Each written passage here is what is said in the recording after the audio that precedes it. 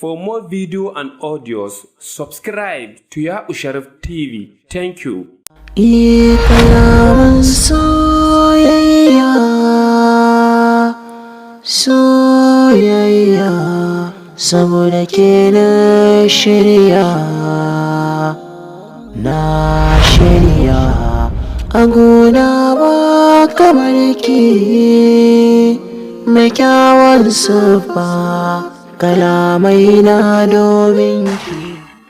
Adadin sau nawa zan nuna irin ƙaunar da nake maka, amma ban sani ba. Zuciyar da ta aminta da abin ƙaunarka tabbas sai ta rasa dalilin sasa. Soyayya, kalaman na shirya, ni ban zaci so hakan yake ba, kalamai na sarararraba, a kullai na ki zan bayyana, ki ban amsa ga ƴarta. Mun tambaye ka mana. Babu abin da zaki tambaye ni in kasa baki amsa, ko da bani da amsar kuwa sai na nemo duk inda yake domin in zo in tabbatar miki da amsar shi. Me yasa kake so na ni? Idan har zan faɗa miki dalilin da yasa nake son ki, to na yi miki ƙarya. Ba ni da wani dalili, kuma duk duniya babu wani wanda yake yin su na gaskiya don wani dalili sai don biyan bukatar rai. Tamkar makanta yake, bugunsa kama da reshen ƙaya, zafinsa kamar garwashi yake. Bakin ciki shi ke sa hawaye a idan masoyi, soyayya kuwa sai dai shauki. Me ya faru? Ga ƴar tambaya, shi so tamkar makanta yake, bugunsa kama da reshen ƙaya, zafinsa kamar garwashi yake. Kalaman so, kalaman so. Sai dai ina gode wa Allah da ya bani ka a zama saurayina kuma uban ƴaƴana.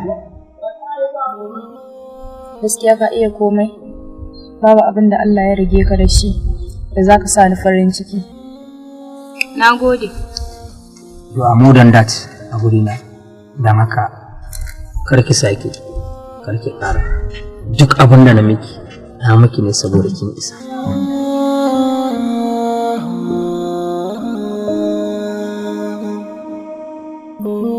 Soyayya, saboda ke na shirya, a gona ba kamar ki, mai kyawun siffa, kalamai na domin ki, duka na tsara. Soyayya, kalaman soyayya, kalaman na shirya,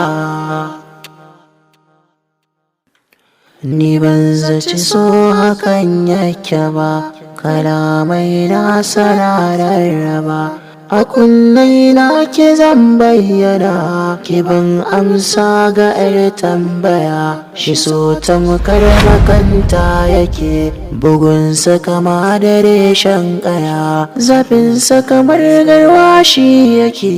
Kalaman so, kalaman soyayya.